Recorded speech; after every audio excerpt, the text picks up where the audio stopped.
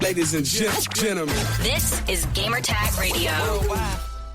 Welcome to a brand new episode here at Gamertag Radio. And today, by the way, this is your host, Danny Peña. And also joining me, the one and only Riana Manuel-Peña. Hello out there. What's up? What is up, Danny? What's up? What's down? What's left? What's right? There's so many games right now. We're playing a lot at the same time, but we're here to talk about a special one. So yes. A good episode. But before we mention the game, I'll let everybody know that currently we're playing multiple games to review. Some of them we're going to finish. Some of them we're not going to finish because of time. And there's a lot of events happening because of, Tokyo Game Show and, games coming out like the holiday season. So it's like a lot of hands-on events. So we're trying our best to do as much as we can and post them here on Gamertag Radio. I'm planning to post a couple reviews very, very soon. And on this episode, we're going to be reviewing the new Sonic Racing CrossWorlds. I know we played it multiple times at different events. I know Summit Game Fest. Also, Riana got invited to go to Burbank, I think the Sonic Team's office, and also got hands-on of the game. But this time we have the full game, and this is for the PlayStation 5 version.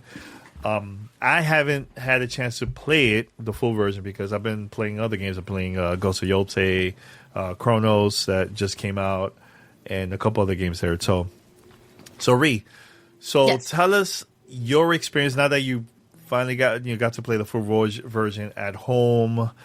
How was everything compared to going to like an event and playing it there? Now that you have the full version. Yeah, I mean, obviously, now that I have the full version, I can get a better sense of the pacing of playing through the game and, completing, like, rolling credits on the game. So I focused on single-player mode. I did not get into online, which is a whole nother beast. I feel like it could use an entirely separate podcast to talk about. But playing, against the AI and the computer was quite different, and going through the series of unlocking everything and getting to the quote-unquote end was really challenging. Honestly, I enjoyed my time with the preview, and I said as much, but I did not get a sense of how high you can really up the difficulty in single-player mode until I got my hands on the full game. And what was which the characters that you were using the most out of all the characters that was available for you to play? I switched around to different characters. It didn't unlock every single crossover character. So if you're unfamiliar with Sonic Racing CrossWorlds, you have a lot of cameos from other properties that Sega's involved with. So you have, Joker from Persona. There's Ichiban from the Like a Dragon series. Hatsune Miku, which is really cute. Like when you play with her and she's idling in the home screen, for instance, she's singing along with the theme music. So it's very adorable and very custom. And then, we've got Minecraft characters and SpongeBob, Pac-Man, and all those other people. So there's a lot to choose from. But I stuck to the basics, just to get my bearings with the game when I got my hands on the full release. So I played as Sonic and Tails, of course. I played a couple of rounds with, what's his name? Big? The big guy.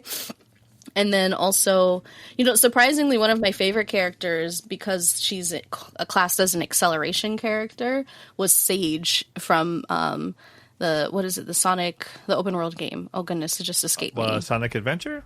The recent one. Oh, the one that came out. I know what you're talking about. Oh my god, it was like it was everywhere. It was like promoted big, like a triple yeah. game. We saw it at Summer Game Fest a couple years back. So yeah, Sage, who was sort of like an AI daughter to. I guess I won't spoil it for people who don't know, but I'm looking for it. Sonic Frontier. Sonic Frontiers, thank you. And then also similarly Egg Pawn, which is like a Dr. Eggman robot. So there's a lot of really fun characters here, and they, like I said, they all have different classes. So, Sonic is of course speed. Tails and Sage, for instance, are both acceleration characters. Big is excuse me, Big is, what is Big? Oh, a power character. That makes sense. The Egg Pawn is also an acceleration character, which I thought was weird. And then you have people like custom versions, like Nine Tails version of Tails is an acceleration character as well. And then you have, some were characters like Werehog, Sonic the Werehog, who is a power character. It's a pre-order bonus. So there's a lot of really interesting versions of the traditional Sonic roster, but they all have different aspects and different cars that kind of go with them. And the really cool thing about CrossWorlds, if you haven't played a Sonic racer, is that there's a lot of customization. And not only do you have the different characters you're playing, which have a major spec points geared towards one thing or another, like Amy's more handling, Knuckles is more power, etc. The other characters I named, but each of them also have a vehicle that is associated with that spec. And then within the vehicles, you can actually customize the front end and back end of each one in order to make it even a little bit more different. So let's say, like for me, I had the acceleration was really important, but I also want speed, of course, right? And power, because the way that I spec'd my kart and character is that I wanted to make sure that I could race well no matter what, even if I was getting hit with a lot of attacks. So acceleration helps you come back from those attacks pretty well. And then speed gives you top speed. So I chose Sage pretty often because she's an acceleration character. But then I put her in the Chariot, which is a speed car, and helps me spec the points a little bit differently. And then you can put different parts on your cart as well to maybe edge up power a little bit, or maybe edge up boost a little bit, so that anytime you hit a boost pad, you go a little faster than other characters. And, they all have a certain number of points, and that's how you sort of tweak the racer and the car that you're racing in order to fit your play style.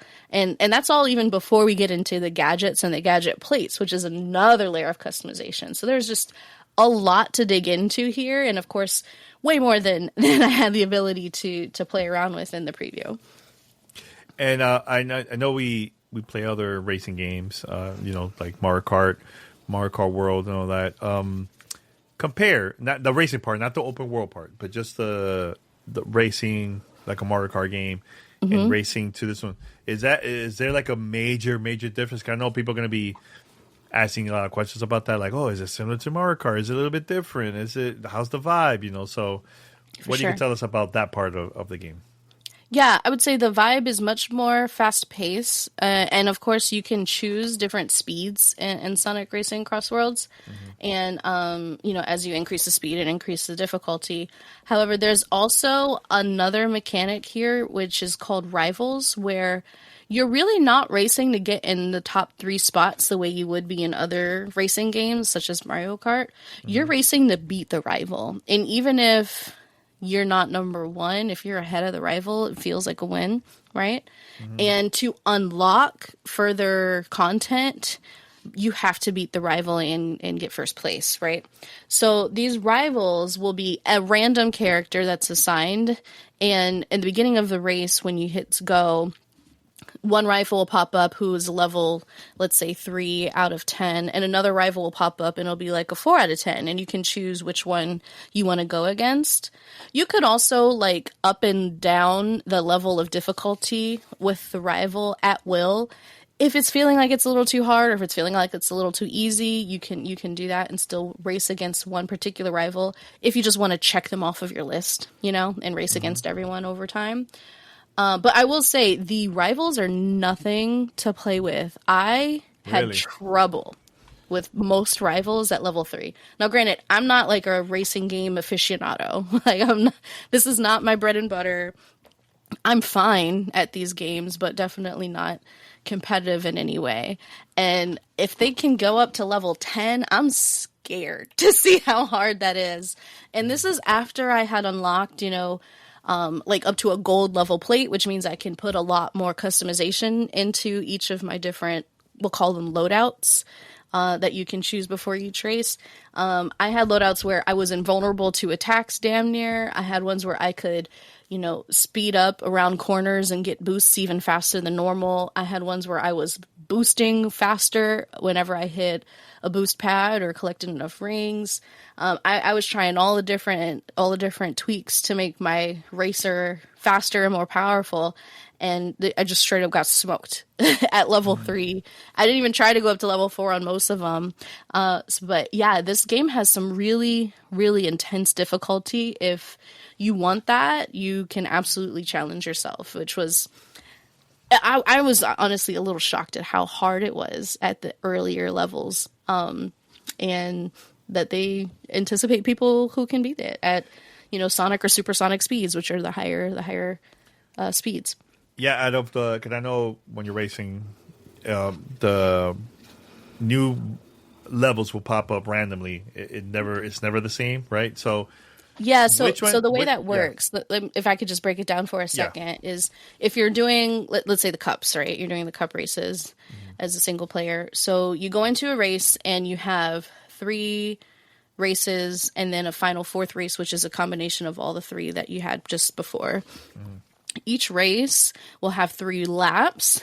First lap you do, and then at some point you have the opportunity, whoever's in first can choose to either go to a random world or a CrossWorld, which could be like a pirate ship level or a lava level or, something from another game world. And you go through that world for a lap and then come back to your original world for the 3rd lap. So all of these CrossWorlds make each race different. Like, you can't 100% anticipate every twist and turn or like memorize the actual track. You do have to be a little bit more on your toes to keep up with those cross-world integrations, which is really cool. Yeah, I was going to ask you which one of all those levels. I'm like, oh, this level's pretty cool. Like the coolest one that stood out to you the most out of all of them you got to race in. There's one, I can't remember the name of it, but there's one that's like a plant world where like there's these like giant, it looks like carnivorous plants that you're like bouncing in and out of. And it's really cool because it has a certain section where you're kind of zero gravity. You're just sticking to the walls and it's a tunnel, and you can, twist and turn and try to dodge other characters' attacks or maybe sneak up behind them. And it's really cool. And there's a lot of hazards that I wasn't aware of when I started playing. And then that world has a lot of fun ones.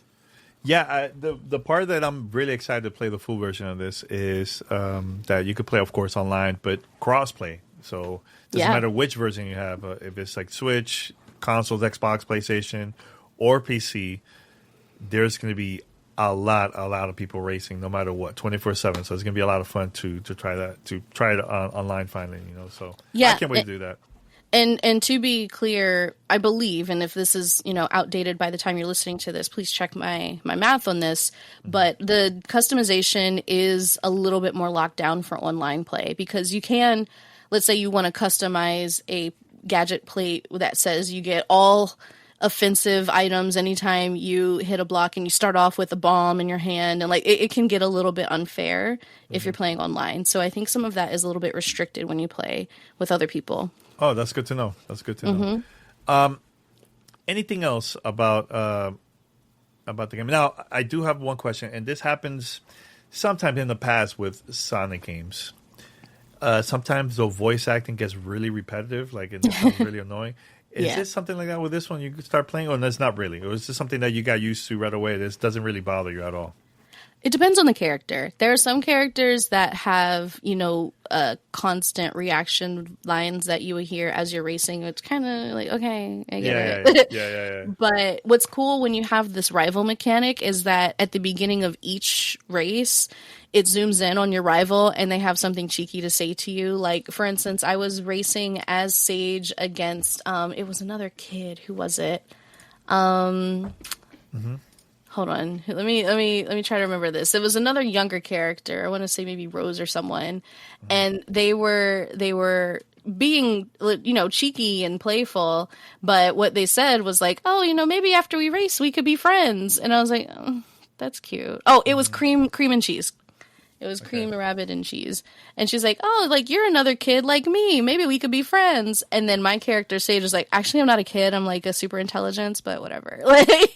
And of course, I'm paraphrasing. But they're cute. They have little back and forth. And each of those were really interesting because they did sort of lean into who the character is and like, you know, what their personality is as well. I was racing once against... who was it, Rouge the Bat, and she was extra saucy, like just she's always real like sassy. Yeah. So it's fun to see those moments, and those I really enjoyed. Like they were a nice little nod to the characters in between races, and did not get old. Those did not get old. Okay, good to know. Anything else? Anything else that stood out to you before we wrap this up? Yeah, I mean, I can't stress enough, especially in single player, the amount of tankering that you can do and really customizing to your play style, and even switching between different play styles, you know, using different gadget plates. I think you have like up to 5 or 6 gadget plates you can swap out between races. Like it just really offers you a lot more personalization in the way that you want to play. Not only as a racer, but like, you know, as a teammate, if you're doing some of the team challenges in Race Park, which is, you know, sort of like the alternate game mode section. And, you know, there's a lot of stuff to unlock, which is really cool. Like as I was mentioning, lots of fun characters and, you know, different vehicle parts and customizations there, and even like paint colors. So like it's a lot to play with. I would say much more than other racers. Like it's closer to like a Forza. Or, you know, like one of the more... You talking about Forza Horizon? I would say Motorsport. It was, okay. Yeah, it was closer to one of the, you know, more photorealistic racers. I won't say kart racers. One of the more photorealistic racers than Mario Kart.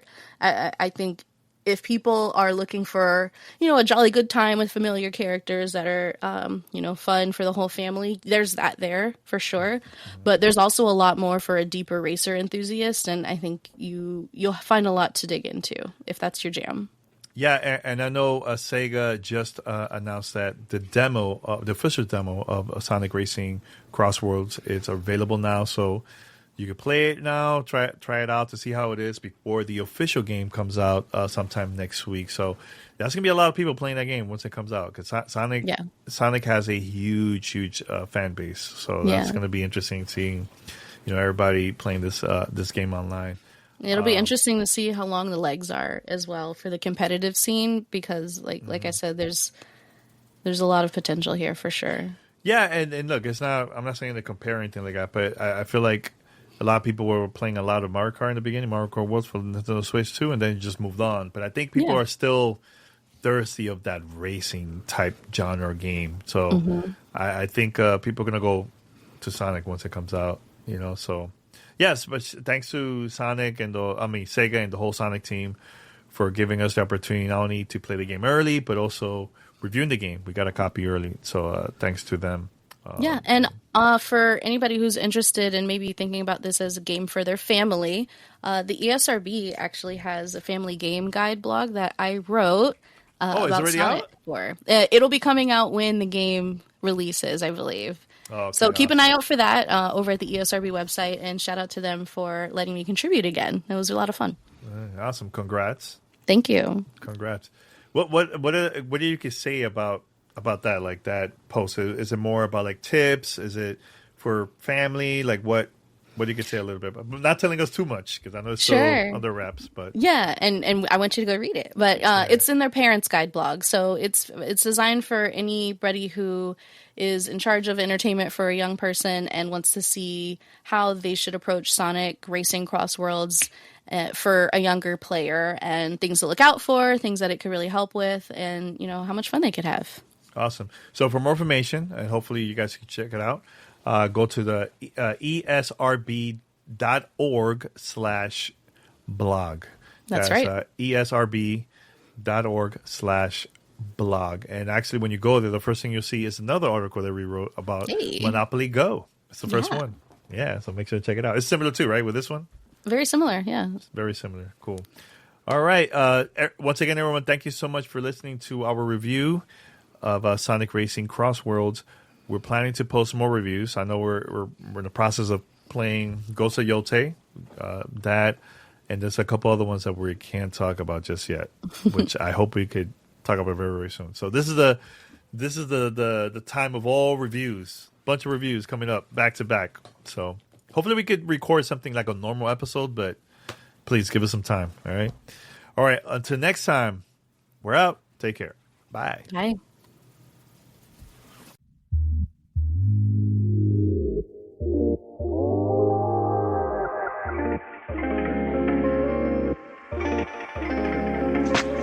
Thanks for listening to Gamertag Radio. Be sure to like us on Facebook and follow us on Twitter.